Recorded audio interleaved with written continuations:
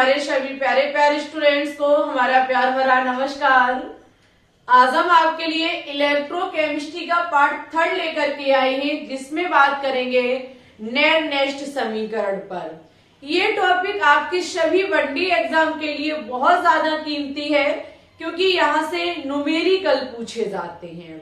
आज की क्लास में हम आपको नेर नेस्ट समीकरण सिद्ध करके दिखाएंगे, इसके बारे में बताएंगे और हर एक पॉइंट आप लोग कॉपी में नोट डाउन करेंगे, ठीक है? क्योंकि जब तक आप अपने हाथों से अपने नोट्स नहीं बनाएंगे, चीजें कभी भी समझ में नहीं आएंगी। ओके, इसी के साथ सभी विद्यार्थियों से हमारी रिक्वेस्ट है कि आप जब भी क्लास देखें तो हमेशा आप इसके पहले लेक्चर को जरूर देखा करें। कहने का मतलब है डायरेक्ट कभी भी आप बीच से क्लास को अटेंड ना करें, step by step, lecture by lecture हर एक लेक्चर को देखें, ठीक है? जैसे आज हमारा इलेक्ट्रोकेमिस्ट्री का पार्ट 3 है, ऐसा ना करें कि डायरेक्ट आप पार्ट 3 को देखने लगे। फर्स्ट और सेकंड सबसे पहले आपको देखने, तब ये देखेंगे, अन्यथा आपको कभी भी चीजें समझ में नहीं आएंगी और हमेशा आप हमको ही दोषी ठहराओगे कि आपने समझा नहीं पाया। समझा तो हम तब पाएंगे जब आपने हमारे हर एक चीज को टाइम से अगर देखा होगा। तो वहीं पे एक बात और हम कहना चाहते हैं कि बहुत सारे विद्यार्थी तैयारी करने में जुटे हुए हैं BSc nursing, AIIMS BSc nursing और सीपी नेट की। हम जहाँ पे लगातार डेली शाम 3 बजे लाइव स्ट्रीम चला रहे हैं, विद्यार्थी बहुत कम इस टाइम आ रहे हैं, जबकि एग्जाम ज्यादा नहीं, सिर्फ और सिर्फ 20-23 दिन बचे हुए हैं। आपके एग्जाम आने में अब ज्यादा समय नहीं है, 3 जून को आपका एग्जाम होना है। अगर आप इस प्रकार से आएंगे तो कुछ नहीं हो सकता है। आपको डेली आना है, 3 बजे लाइव स्ट्रीम चलती है, वहीं पर सीपी नेट की भी मझधार जो है वो बीच में अटकी हुई है, क्योंकि सीपी नेट के जरिए बहुत सारे विद्यार्थी डिप्लोमा और पैरामेडिकल कोर्स कर सकते हैं। लेकिन अब इसमें एक नई आफत खड़ी हो चुकी है, जहां पर ABBMU पूरे यूपी में बीएससी नर्सिंग की सीट को भरता है, जहां पर वो कॉमन नर्सिंग इंट्रेंस टेस्ट कराता है। वहीं पर अब ABBMU common paramedical entrance test कराना चाह रहा है, जहां पे पूरी यूपी में गवर्नमेंट और प्राइवेट सीटें उसी के द्वारा पैरामेडिकल की भरी जाएंगी। अगर ऐसा होता है तो बहुत सारे विद्यार्थियों के लिए दुखद घटना है, क्योंकि अगर ये पेपर जो पैरामेडिकल का कोर्स है, अगर इसके लिए पूरे यूपी में ये सिस्टम हो गया कि ABBMU संस्थान जो है वो एग्जाम कराएगी, तो वो पेपर ओनली इंग्लिश में कराया जाएगा, जहां पे बहुत सारे विद्यार्थियों का सपना अधूरा रह जाएगा। ऐसा होने मत देना। लगातार आप ट्विटर पे ट्वीट करते रहिए, बात करते रहिए। ऐसा नहीं, अगर ऐसा होता है तो सेफई के जो पैरामेडिकल वाले कोर्स हैं वो भी उसी से जुड़ जाएंगे। तो कोशिश करिएगा कि ऐसा ना हो, अन्यथा फिर बहुत गलत होगा। गलत नहीं होगा, फिर आपको थोड़ी मेहनत ज्यादा करनी पड़ेगी। फिर सेफई में जो सीपी नेट का एग्जाम होगा सेफई के लिए, उसमें आप डिप्लोमा और GNM ANM कोर्स ही कर सकते हैं। देखो अब क्या होता है, कुछ होगा तो बताएंगे फिर। इसलिए आपको तैयारी मजबूत रखनी है आप अपनी, जहां पे हम डेली शाम 3 बजे इंग्लिश और हिंदी दोनों में क्वेश्चंस करा रहे हैं, तो जरूर आया करें डेली शाम 3 बजे लाइव स्ट्रीम, ठीक है? चलिए तो हेडिंग लगाएंगे। हम जो पढ़ाने जा रहे हैं वो है नेर नेस्ट समीकरण। नेर नेस्ट समीकरण आपको तभी समझ में आएगा जब आपको क्लास 11th की गिब्स ऊर्जा पता होगी। क्लास 11th में एक टॉपिक है गिब्स ऊर्जा। अच्छा, जब तक गिब्स ऊर्जा नहीं पता है तब तक नेर नेस्ट समीकरण पल्ले नहीं पड़ेगा आपको। तो हम क्या काम करेंगे, जरा समझेंगे गिब्स ऊर्जा के बारे में। हेडिंग लगाएंगे सभी विद्यार्थी, गिब्स ऊर्जा। हेडिंग लगाइए गिब्स ऊर्जा। थोड़ा समझेंगे कि गिब्स ऊर्जा क्या होती है। अगर हम गिब्स ऊर्जा की बात करें तो इसे डेल्टा G से प्रदर्शित किया जाता है। देखिए इसमें होता क्या है, डेल्टा G का मान हमारा धनात्मक होता है, डेल्टा जी का मान धनात्मक होता है, डेल्टा जी का मान ऋणात्मक होता है, डेल्टा जी का मान शून्य भी होता है। अगर हम बात करें कि डेल्टा जी का मान ऋणात्मक कब होगा, डेल्टा जी का मान ऋणात्मक तब होगा जहां पर स्वतः प्रक्रम होगा। ठीक है, जहां पर स्वतः प्रक्रम होता है वहां पर गिब्स ऊर्जा डेल्टा जी का मान निगेटिव होता है। स्वतः प्रक्रम का क्या मतलब है, जैसे कि आप कहीं डीजल डलाए, थोड़ी सी भी उसमें आग पहुंच जाती है तो फिर वो काम अपने आप जलता रहता है। जैसे कि अगरबत्ती को जब हम जलाते हैं तो पूरे मकान में खुशबू हो जाती है, वहां पे अगरबत्ती के जो धुआं के कण हैं वो अपने आप पूरे रूम में फैल जाते हैं। ये होता है स्वतः प्रक्रम। जहां स्वतः प्रक्रम होता है वहां गिब्स ऊर्जा का मान कैसा आता है, निगेटिव आता है। और जहां पर गिब्स ऊर्जा का मान पॉजिटिव, जहां पर हमारा अस्वतः प्रक्रम होगा, जहां पर अस्वतः प्रक्रम होगा वहां डेल्टा जी का मान पॉजिटिव आएगा। अस्वतः प्रक्रम का मतलब है जैसे कि हमने अगरबत्ती को जलाया तो पूरे रूम में उसके कण फैल गए, ये है स्वतः प्रक्रम। अब उन कणों को हम अगर किसी डिब्बे में बंद करना चाहें तो ये हो जाएगा स्वतः प्रक्रम। ये अपने आप नहीं हो सकता, हमें स्वयं करना होगा, तो ये होगा अस्वतः प्रक्रम। वहीं पर डेल्टा जी का मान 0 भी होता है जब साम्यावस्था आ जाती है। क्या आ जाती है, साम्यावस्था आ जाती है।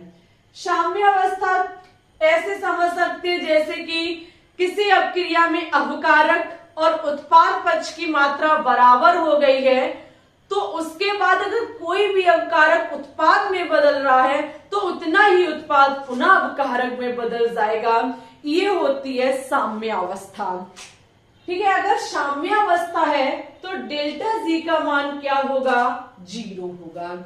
गिब्स ऊर्जा में ये 3 बातें आपको ध्यान रखनी है जो मोस्ट इंपॉर्टेंट है।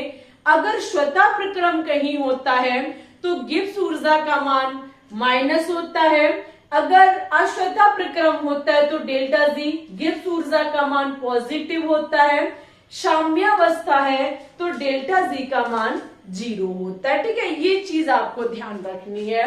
वहीं पे अगर हम बात करें कि गिब्स ऊर्जा डेल्टा जी का फॉर्मूला क्या होता है, ये सब क्लास 11 की बात है, हम आपको मोटे मोटे स्तर पर सारी चीजें समझा रहे हैं कि जो आपका डेल्टा जी बराबर फॉर्मूला होता है minus useful work done by system, minus of useful work done by system. कहने का मतलब है निकाय द्वारा किया गया उपयोग कार्य, वो भी किसमें, माइनस में, माइनस निकाय द्वारा किया गया उपयोग कार्य ही हमारा गिब्स ऊर्जा का फॉर्मूला होता है।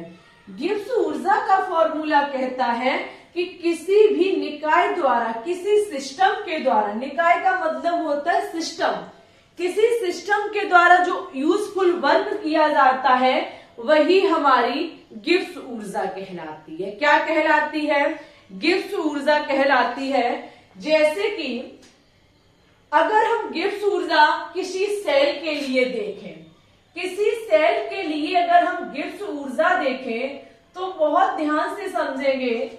जैसे कि हमारी कोई सेल, इधर साइड हमारा एनोड हिस्सा है, इधर साइड हमारा कैथोड हिस्सा है। ये है एनोड भाग, ये है हमारा कैथोड भाग। एनोड हमारा माइनस है, कैथोड हमारा प्लस है। ठीक है, अच्छा आप लोगों को पता है कल की क्लास में हमने पढ़ाया था कि इन दोनों के कैथोड और एनोड के बीच का अंतर हमारा विभवांतर कहलाता है। क्या कहलाता है? विभवांतर कहलाता है, जहां विभवांतर बराबर हमारा था ई सेल। बोलो था या नहीं था? बिल्कुल था। जब हम एनोड और कैथोड के बीच का अंतर निकाल रहे थे तो वो हमारा क्या आ रहा था? E cell. सेल विभव, ई सेल का मतलब है सेल विभव। हमने पहले सीखा था इलेक्ट्रोड विभव, ठीक है, ऑक्सीकरण विभव जिसमें सीखा। उसके बाद हमने अपचयन विभव देखा। ऑक्सीकरण विभव और अपचयन विभव के अंतर को हमने सेल विभव बोला था। तो विभवांतर बराबर हमारा हो जाएगा ई सेल। वहीं पर अगर हम क्या काम हमने देखा था कि सेल में इधर साइड हमारा जिंक पार्ट था और इधर साइड हमारा कॉपर पार्ट था। इधर ऑक्सीकरण हो रहा था, इधर अपचयन हो रहा था। वहीं पे हमने देखा था कि इधर से इलेक्ट्रॉन इधर साइड जा रहे थे। यहाँ पर जो छड़ थी जो इलेक्ट्रॉन को दान कर रही थी, इलेक्ट्रॉन को दान कर रही थी, और वहां पर जो पॉजिटिव बन रहा था वो विलयन में जा रहा था और वो इलेक्ट्रॉन जो है वो कैथोड की साइड जा रहे थे। अगर हम यहाँ पर अनुमानित लगाएं कि कितने इलेक्ट्रॉन इधर गए तो माना कि हम कह सकते हैं एन मोल इलेक्ट्रॉन गए। कितने गए? एन मोल इलेक्ट्रॉन एनोड से कैथोड की ओर जा रही है। क्योंकि आपको पता है कि एनोड से कैथोड की तरफ इलेक्ट्रॉन आ रहे थे, डेनियल सेल में आपने पढ़ रखा है, तो हम मान सकते हैं कि एन मोल इलेक्ट्रॉन जा रही है। कितने जा रहे हैं? एन मोल इलेक्ट्रॉन एनोड से कैथोड की ओर जा रही है, ठीक है। अब हम यहां देखेंगे, जब यहां एन मोल इलेक्ट्रॉन जा रहे हैं तो आवेश कितना यहां से जा रहा है? एन मोल इलेक्ट्रॉन अगर यहां जा रहे हैं तो आवेश यहां कितना गया? तो आवेश सबसे पहले आपको पता है कि एक इलेक्ट्रॉन पर आवेश कितना होता है? एक इलेक्ट्रॉन का आवेश कितना होता है? चलो भाई वीडियो को रोक करके कमेंट बॉक्स में बताइए कि एक इलेक्ट्रॉन का आवेश कितना होता है। एक इलेक्ट्रॉन का आवेश 1.6 इंटू 10⁻⁻⁹ कूलाम होता है। कितना होता है? 1.6 इंटू 10⁻⁻⁹ कूलाम। ये एक इलेक्ट्रॉन का आवेश है, लेकिन हमें देखना है एन मोल इलेक्ट्रॉन पर आवेश। अच्छा, एन मोल इलेक्ट्रॉन पर हमें आवेश देखना है। एन मोल इलेक्ट्रॉन का आवेश हमें चेक करना है। ये बताइए, हमने आपको बताया था एक मोल बराबर कितना होता है? एक मोल बराबर होता है 6.02 इंटू 10⁻23, जिसे आवोगाद्रो संख्या कहा जाता है। यहाँ पर एन मोल इलेक्ट्रॉन लिए जा रहे हैं, तो एन मोल इलेक्ट्रॉन का मतलब क्या है? हमने लिया 6.02 इंटू 10⁻23 इलेक्ट्रॉन। हमने एक माना कि एक मोल बराबर है हमारा 6.02 इंटू 10⁻23। अब हम 12 दर्जन पेने ले और उसमें अगर हम मोल देखें कि एक पेन का मोल कितना होगा, तो 6.02 इंटू 10⁻23 पेने होंगी।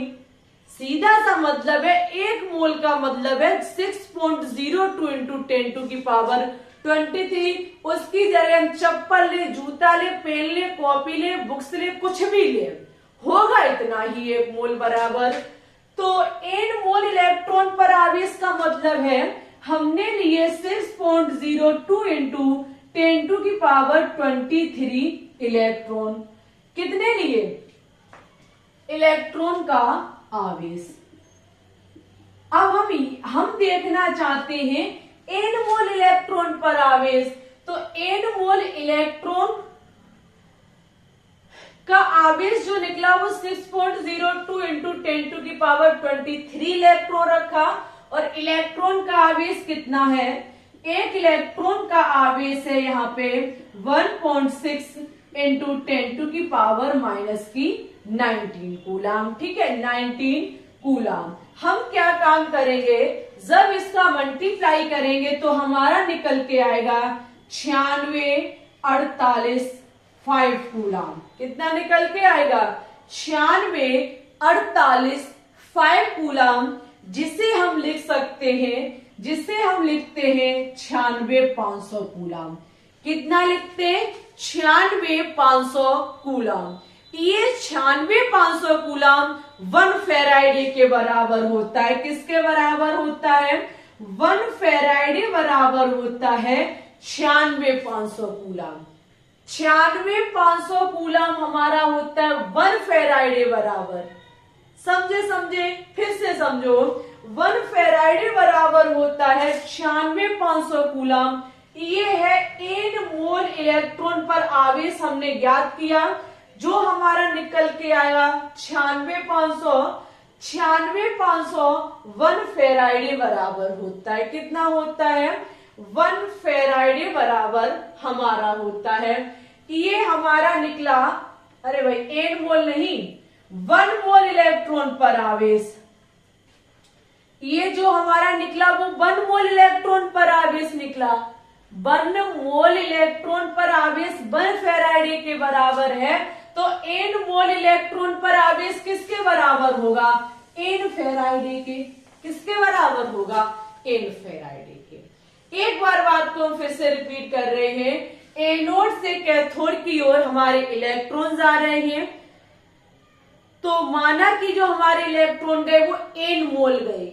n मोल इलेक्ट्रॉन का अगर हम आवेश ज्ञात करना चाहेंगे तो हमारा निकल के आएगा 96500 कूलाम। 1 मोल इलेक्ट्रॉन का, 1 मोल इलेक्ट्रॉन का ये 96500 1 फेराइडे के बराबर होता है। जब 1 मोल इलेक्ट्रॉन का आवेश 96500 है तो n मोल इलेक्ट्रॉन का क्या हो जाएगा, nf हो जाएगा। ठीक है, क्या हो जाएगा, nf हो जाएगा। अब हम यहां देखेंगे कि इलेक्ट्रॉन का एनोड से कैथोड की ओर जाने में कितना कार्य लगा, यानी कि सेल में एनोड से कैथोड तक इलेक्ट्रॉन भेजने में किया गया कार्य कितना है। अगर हम देखें तो आपका एक फॉर्मूला होता है विभवांतर बराबर, फॉर्मूला होता है विभवांतर बराबर कार्य बटे आवेश। क्या होता है, कार्य बटे आवेश। अगर हम यहां से कार्य का फॉर्मूला निकालेंगे तो कार्य बराबर हमारा हो जाएगा विभवांतर, कार्य बराबर हमारा हो जाएगा आवेश इंटू विभवांतर। क्या हो जाएगा, आवेश इंटू विभवांतर। अब हम देखेंगे किया गया कार्य कितना है। आवेश कितना निकला, NF। कितना निकला, NF। विभवांतर कितना है, E सेल। विभवांतर कितना है, E सेल। देख सकते हैं हमारा निकलेगा NFE सेल। कितना निकलेगा, NFE सेल। NFE सेल ये है इस निकाय के द्वारा किया गया कार्य। इस निकाय के द्वारा किया गया कार्य हमारी कहलाती है गिब्स ऊर्जा, जहां पे हमारा डेल्टा G बराबर निकलेगा माइनस निकाय द्वारा किया गया कार्य NFE सेल। ये निकल के आ गई हमारी गिब्स ऊर्जा। क्या निकल के आ गई, गिब्स ऊर्जा। ये जो एक गिब्स ऊर्जा निकली है ये नॉर्मल टेम्परेचर पर निकली है, सब चीज नॉर्मल है। यहां पर अभी मानक कंडीशन नहीं है, ये नॉर्मल परिस्थिति में हमारी गिब्स ऊर्जा निकल के आई है। एक बार स्क्रीनशॉट लीजिए, उसके बाद एक बार फिर से हम इस चीज को एक्सप्लेन करेंगे।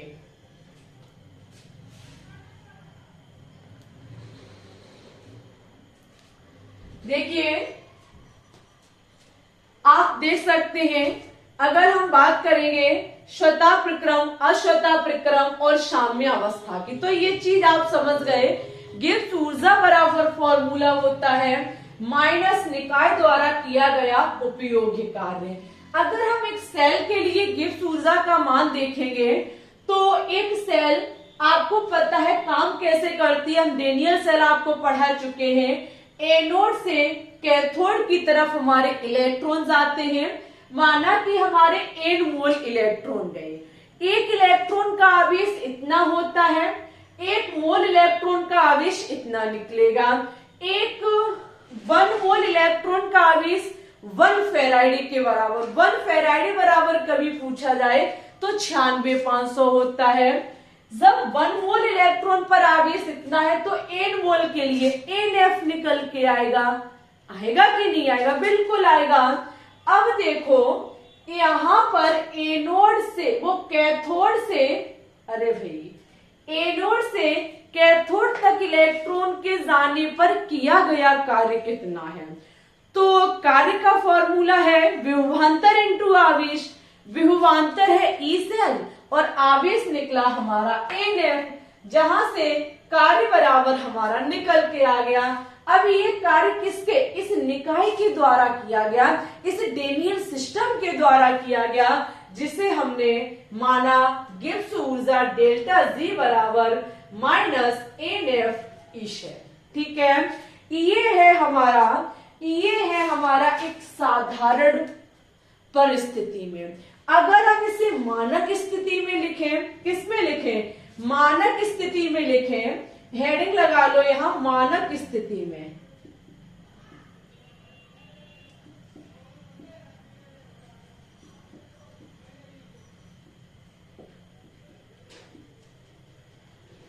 अगर हम मानक स्थिति में देखेंगे तो कुछ नहीं होगा, बस नॉट हो जाएगा। डेल्टा जी नॉट बराबर minus NF E naught cell. E naught cell ये क्या है भाई साहब? ई नॉट सेल है हमारा मानक शेल विभव। ठीक है, क्या है? मानक सेल विभव। आप यहां लिख सकते हैं, ये है हमारी मानक गिब्स ऊर्जा, मानक गिब्स ऊर्जा। ठीक है, मानक गिब्स ऊर्जा। N है हमारा मोल इलेक्ट्रॉन, N क्या है? मोल इलेक्ट्रॉन। और E नॉट सेल है हमारी मानक सेल विभव, मानक सेल विभव। ठीक है, ये चीज आप लोग नोट डाउन कर लीजिए। ये चीज आपको पता होनी चाहिए, तब हम बढ़ेंगे नेरनेस्ट समीकरण की तरफ। फटाफट इसकी स्क्रीनशॉट लीजिए। अब हेडिंग डालिए नेरनेस्ट समीकरण, लगाइए भाई साहब हेडिंग नेरनेस्ट समीकरण।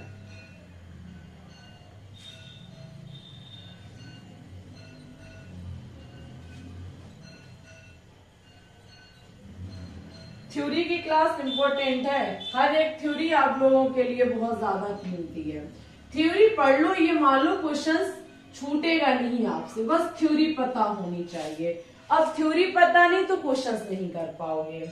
ओके, हम देखेंगे अब जब हमने गिब्स ऊर्जा पढ़ ली तो देखेंगे नेरनेस्ट समीकरण।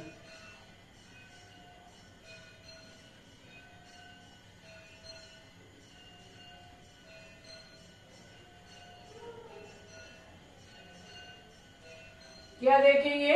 नेरनेस्ट समीकरण। ठीक है, देखिए नेरनेस्ट समीकरण के लिए अभी आपने एक फॉर्मूला देखा था डेल्टा जी बराबर, जो गिब्स ऊर्जा को लेकर के था। एक डेरिवेशन और आपको याद रखना है, एक डेल्टा जी बराबर और फॉर्मूला याद रखना है। ध्यान से देखना, एक फॉर्मूला होता है डेल्टा जी बराबर delta G naught plus RT LN Q. ये हमारा डेल्टा जी बराबर एक फॉर्मूला होता है, एक डेरिवेशन होता है। डेल्टा जी बराबर delta G naught plus R T L N Q. अगर हम बात करें एल एन क्यू, तो ये एल एन क्यू जो है वो हमारा बराबर होता है लॉग ई क्यू के। किसके बराबर होता है? लॉग ई क्यू बोले या एल एन क्यू बोले, दोनों एक ही बात है, दोनों एक ही बात है। अगर हम इस लॉग ई क्यू को लॉग 10 क्यू में बदलना चाहे तो हमें इसके साथ मल्टीप्लाई करना पड़ेगा 2.303 log 10 क्यू। समझो मेरी बात को, एल एन क्यू बराबर होता है log ई क्यू। अगर log ई क्यू को हम log 10 क्यू में बदलना चाहते हैं तो हमें मल्टीप्लाई करना पड़ेगा 2.303 इंटू log 10 क्यू में, तब ये बदल पाएगा। ठीक है, तो हम क्या काम करेंगे, इसके मान को यहां रख देंगे तो हमारा हो जाएगा डेल्टा जी बराबर डेल्टा जी नॉट प्लस 2.303, अब लिखेंगे आर टी और यहां हो जाएगा हमारा log 10 क्यू। क्या हो जाएगा? log 10 Q. ठीक है, अगर हम देखें तो डेल्टा जी बराबर यहां है हमारी गिब्स ऊर्जा। डेल्टा जी बराबर क्या है? गिब्स ऊर्जा। और डेल्टा जी नॉट बराबर क्या है? डेल्टा जी नॉट बराबर है मानक गिब्स ऊर्जा। क्या है? मानक गिब्स ऊर्जा। वहीं पे अगर हम आर की बात करें तो आर हमारा स्थिरांक है। टी की बात करें तो टी हमारा तापमान है। अब भाई साहब बात करें क्यू की, तो क्यू बहुत शानदार चीज है। क्यू है जो आपकी अभिक्रिया दी जाएगी आपको, उसकी सांद्रता। क्यू जो है वो हमें अभिक्रिया की सांद्रता बताएगा। कैसे बताएगा? कंसंट्रेटेड, जब क्यू का मान हम ज्ञात करने के लिए जाएंगे तो हमें देखना होगा कंसंट्रेटेड प्रोडक्ट बटे कंसंट्रेटेड रिएक्टेंट, यानी कि कंसंट्रेटेड उत्पाद और कंसंट्रेटेड अभिकारक, साथ ही साथ पावर में। और आपको यहां लिखनी होगी, यहां आपको पावर में लिखनी होगी रस समीकरण मितीय गुणांक। पावर में रस समीकरण मितीय गुणांक, पावर में रस समीकरण मितीय गुणांक।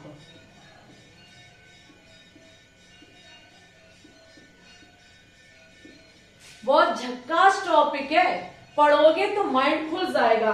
पावर में लिखोगे रस समीकरण मितीय गुणांक। अभी चीजें माइंड से ऊपर निकल रही होंगी लेकिन नहीं निकलेंगे, हम आपके साथ हैं।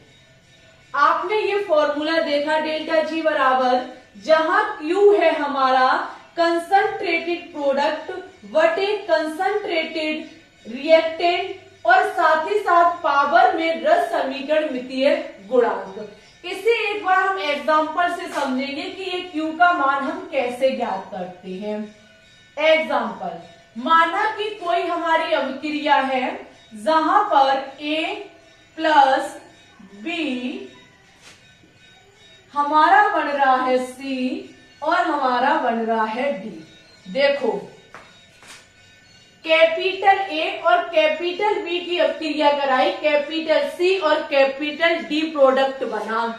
ये जो आपका A लगा है, B लगा है, C लगा है, D लगा है, ये है अभिक्रिया को संतुलित करने के लिए। जैसे जब हम नाइट्रोजन गैस हाइड्रोजन गैस से अमोनिया गैस बनाते हैं तो हम संतुलित करने के लिए यहाँ 2 लगाते हैं, यहाँ 3 लगाते हैं। इसी प्रकार से सब क्रिया को संतुलित करने के लिए हमने ये स्मॉल में लगा दिए हैं। जो अवक्रिया को संतुलित करने के लिए ये चीजें, ये अंक लगाए जाते हैं, ये अंक लगाए जाते हैं आगे, इन्हीं को रस समीकरण मितीय गुणांक कहा जाता है। मोटे मोटे लाइनों में लिख लीजिए कि अवक्रिया को संतुलित करने के लिए जो अंक लगाए जाते हैं उन्हीं को रस समीकरण मितीय गुणांक कहा जाता है। हम जो ये अंक लगाएंगे इन्हीं को रस समीकरण मितीय गुणांक बोला जाता है। अब अगर इस अभिक्रिया के लिए हम Q लिखें, अगर हम इस अभिक्रिया के लिए Q लिखें तो Q कंसंट्रेटेड प्रोडक्ट, प्रोडक्ट का मतलब है उत्पाद। हमारा क्या बना, C बना और हमारा कंसंट्रेटेड D बना, ठीक है। उसके बाद रिएक्टेंट यानी कि इधर हमारा A था और हमारा B था। अब पावर में आपको चढ़ाना है रस समीकरण मितीय गुणांक। A की रस समीकरण मितीय गुणांक A है, B की B है, C की C है और D की D है। ये रस समीकरण मितीय गुणांक का मतलब है जो अभिक्रिया को संतुलित कर रहे हैं, ठीक है। ऐसे लिखा जाएगा आपका Q का मान। ओके, समझ गए सभी विद्यार्थी? समझ गए तो बहुत अच्छी बात है। अब आप आगे देखेंगे, एक चीज आप देख सकते हैं, अभी थोड़ी देर पहले आपने गिब्स ऊर्जा में डेल्टा जी का मान भी देखा था और डेल्टा जी नॉट का भी मान देखा था, जहां हमारा डेल्टा जी बराबर निकल के आया minus N F E cell, minus N F E cell, और डेल्टा जी नॉट का मान निकला था minus N F E naught cell. निकला था कि नहीं निकला था गिब्स ऊर्जा में? इन दोनों मानों को हम इस फॉर्मूले में रख देंगे। जब हम इस फॉर्मूले में रखेंगे तो फॉर्मूला क्या है हमारा, डेल्टा जी बराबर डेल्टा जी नॉट प्लस की 2 इंटू 303 RT log 10Q, ठीक है। जब हम इन दोनों को रखेंगे तो हमारा होगा माइनस की एन एफ ई सेल बराबर minus N F E naught cell plus 303 RT log 10Q, ठीक है। अब यहां पे आपको क्या काम करना पड़ेगा, दोनों पक्षों में यानी कि बराबर के इधर भी और उधर भी माइनस एन एफ का भाग करना होगा। आपको दोनों तरफ भाग करना पड़ेगा। जब हम भाग करेंगे तो minus N F E cell बटे में माइनस एन एफ का भाग करेंगे minus N F E naught cell बटे में हमारा होगा माइनस एन एफ, क्या होगा माइनस एन एफ प्लस में 2.303 RT अपॉन में माइनस की एन एफ log 10Q। ये हो जाएगा, यहां माइनस एन एफ से माइनस एन एफ हमारा कट हो जाएगा। बची हुई चीज हम लिख देंगे तो हमारा निकल के आएगा ई सेल बराबर E naught cell plus 2.303 RT बटे में माइनस की एन एफ log 10Q। ये हमारा नेरनेस्ट समीकरण, ये ही हमारा है नेरनेस्ट समीकरण। माइंड को घुमाइए, कल जब आपने एक चीज की स्टडी की थी, ध्यान करिए, जब हमने आपको इलेक्ट्रोड विभव पढ़ाया, मानक इलेक्ट्रोड विभव पढ़ाया, उसके बाद हमने आपको सीधा ले गए थे सेल विभव की तरफ। तो वहां पर हमने आपको मानक सेल विभव पढ़ाई थी। क्या पढ़ाई थी? मानक सेल विभव पढ़ाई थी, लेकिन हमने सेल विभव नहीं पढ़ाई थी, क्योंकि यहाँ अब नेरनेस्ट समीकरण में हमारा सेल विभव निकल के आएगा। ये मानक सेल विभव है। ये मानक सेल विभव के लिए सांद्रता, ताप और आपका एक चीज और थी, सांद्रता, ताप और दाब, ये निश्चित लेने होंगे, स्टैंडर्ड लेने होंगे। जबकि ई सेल में कोई भी ताप हो, सब चल जाता है, तब नेरनेस्ट समीकरण से हमारा ई सेल का मान निकल के आता है। किसका मान निकल के आता है? ई सेल का मान हमारा नेरनेस्ट समीकरण से निकल के आता है। वनडे एग्जाम इस समीकरण को बहुत ज्यादा पूछता है, बहुत ज्यादा।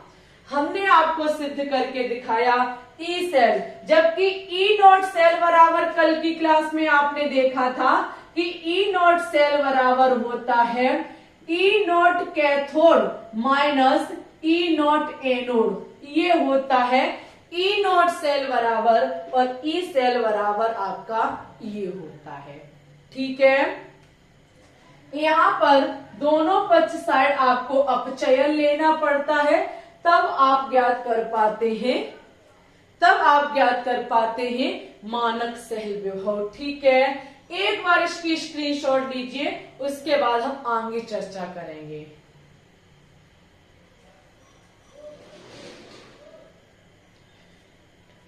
अब यहाँ पे एक चीज और आप लोग सीखेंगे। इतना अगर सीख लिया तो एक चीज और थोड़ी सी सीखेंगे, वैसे ही हम फिर क्लास को ऑफ करेंगे, लेकिन 1 मिनट अब हम जरा पानी पी के आते हैं। ठीक है, बहुत ज्यादा तेज प्यास लगी है। आप लोग तब तक एक चीज नोट डाउन करिए, एक चीज को रिवाइज करिए। देखो, डेनियल सेल आपको बार बार रिवाइज करनी है। अगर डेनियल सेल आपको पता नहीं होगी, चीजें कभी भी क्लियर नहीं हो सकती है। एक चीज और सीखेंगे, तब हम आगे बढ़ेंगे। यहाँ पे जो आपने अभी फॉर्मूला निकाला था, अगर हम इसके लिए क्या काम करें, कुछ फिक्स मान है, अगर हम इनको रख दें तो हमारा ई सेल का फॉर्मूला अलग हो जाएगा, नेरनेस्ट समीकरण का फॉर्मूला बदल जाएगा। जहां पे अगर हम R बराबर रख दें 8.314 जूल प्रति मोल, यानी कि R बराबर हमारा 8.314 होता है। वहीं पर टेम्परेचर हमारा 298 केल्विन है, और आपको पता है कि F1 फेराइडे बराबर हमारा 96,500 होता है। अगर इन सभी मानों को हम फॉर्मूले में रख दे तब क्या होगा? फॉर्मूला है हमारा ई सेल बराबर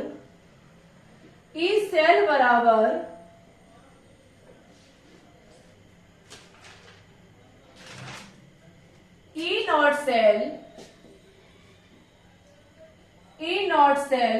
2.303 upon minus NFRT log 10Q। यही तो हमारा फॉर्मूला है। चलो भाई, हम मान को रखेंगे ई सेल बराबर E naught cell 2.303 upon minus N 96,500 और R का मान है आपका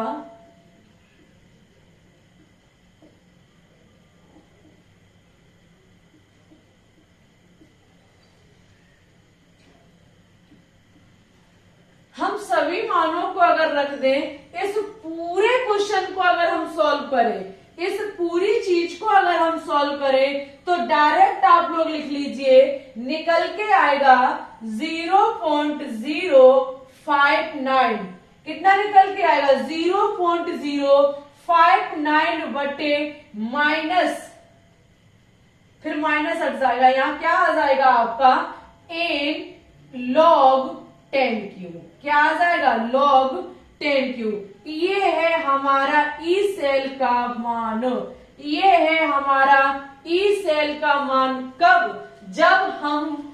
जब अगर हम इतना सब एक तरीके से हम मानक स्थिति में देखेंगे, तब जब हम टेम्परेचर, फेराइडे, आर्क और स्थिरांक का मान रख देंगे, तब हमारा ई सेल बराबर इतना निकल के आएगा। ठीक है, अगर क्वेश्चन में आपको कभी ई सेल पूछा जाए, टेम्परेचर, फेराइडे और स्थिरांक का मान दिया जाए, तो आप यहां से क्वेश्चन को सॉल्व करना स्टार्ट करेंगे, और अगर ये चीज ना दी जाए तो आप डायरेक्ट यहां से करना प्रारंभ करेंगे। ठीक है, अगर आपको ये मान आर का मान दिया जाए, टी का दिया जाए, एफ का दिया जाए, ये ना हो कुछ अलग हो, तो आप यहां से क्वेश्चन लगाना प्रारंभ करेंगे, और अगर ये मान न दिए जाए तो डायरेक्ट आप यहां से क्वेश्चन को लगाना स्टार्ट करेंगे। एन का मान रखेंगे, ई नॉट सेल का मान रखेंगे, और फटाफट क्वेश्चन को सॉल्व कर देंगे। ठीक है, इससे संबंधित बहुत अच्छे खासे न्यूमेरिकल एग्जाम में पूछे जाते हैं। एक बार हम डेनियल सेल को लेकर के आपको समझा देते हैं कि निर्णय समीकरण कैसे लागू होता है। लीजिए इसकी स्क्रीनशॉट।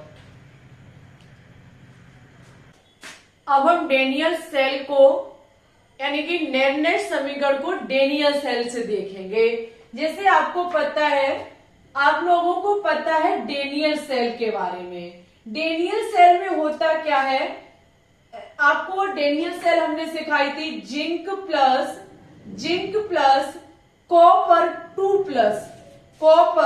2 प्लस से हमारा क्या बनता है, Zn2 प्लस कॉपर, ये जिंक सॉलिड।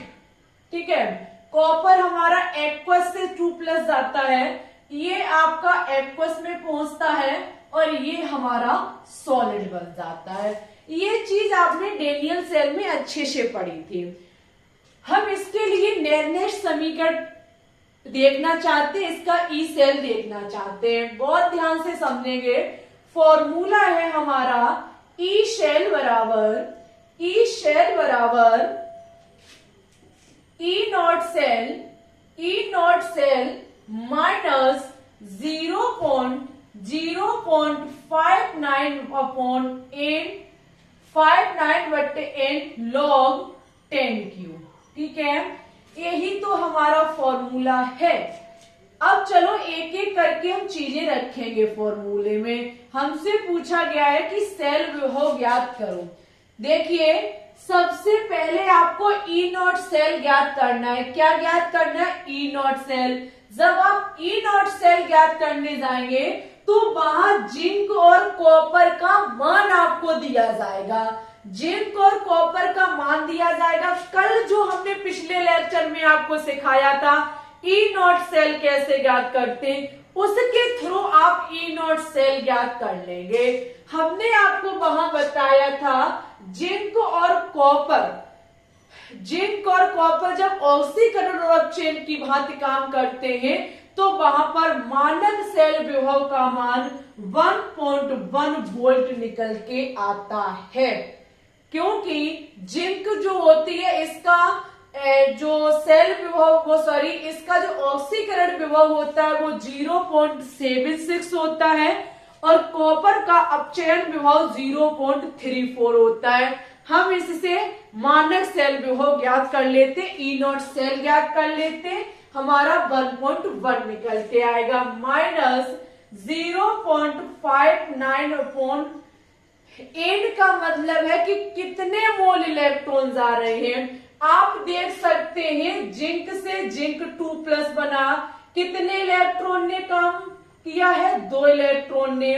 यहाँ कॉपर 2 प्लस से कितने कॉपर बन गया? 1 0 कॉपर बन गया। तो यहाँ इलेक्ट्रॉन कितने कम हुए? 2 इलेक्ट्रॉन कम हुए। यानी कि यहाँ खेल जो है वो 2 इलेक्ट्रॉनों का है। हम n की जगह 2 रख देंगे। log 10 के बाद हम q का मान रखेंगे।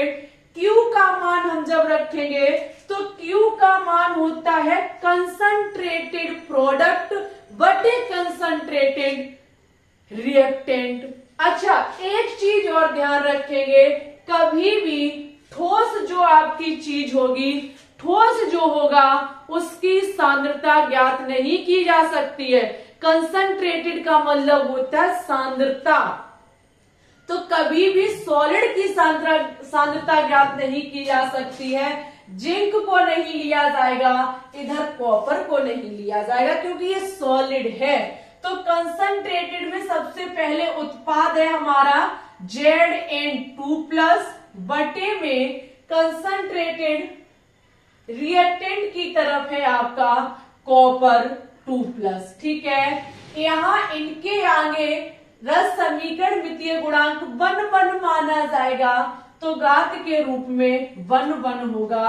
ये है हमारा डेनियल सेल के लिए सेल विभव। डेनियल सेल के लिए ये है हमारा सेल विभव। इसको और भी सॉल्व कर सकते हैं। इस तरीके से हम सेल विभव को ज्ञात करते हैं। आपको मान दिया जाएगा, सब दिया जाएगा, बस आपको सेल विभव ज्ञात करना है। अगर आपको समझ में आया हो तो प्लीज आज की वीडियो को लाइक कर दीजिए, जम करके दोस्तों के साथ शेयर कर दीजिए। अगर आप चैनल पे न्यू है तो प्लीज इसे सब्सक्राइब भी कर लीजिए। आपके सपोर्ट की हमें बहुत ज्यादा आवश्यकता है, प्लीज सपोर्ट कीजिए।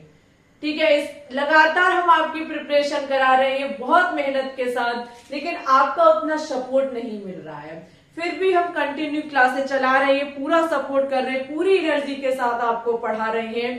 डेली लाइव स्ट्रीम भी चला रहे हैं, तो आप लोग शाम 3 बजे लाइव में जरूर आया करें। केमिस्ट्री में अगर बेहतरीन करना चाहते हैं, हर एक वो तरीका हम अपनाते हैं जहां चीजें आप समझ पाते हैं।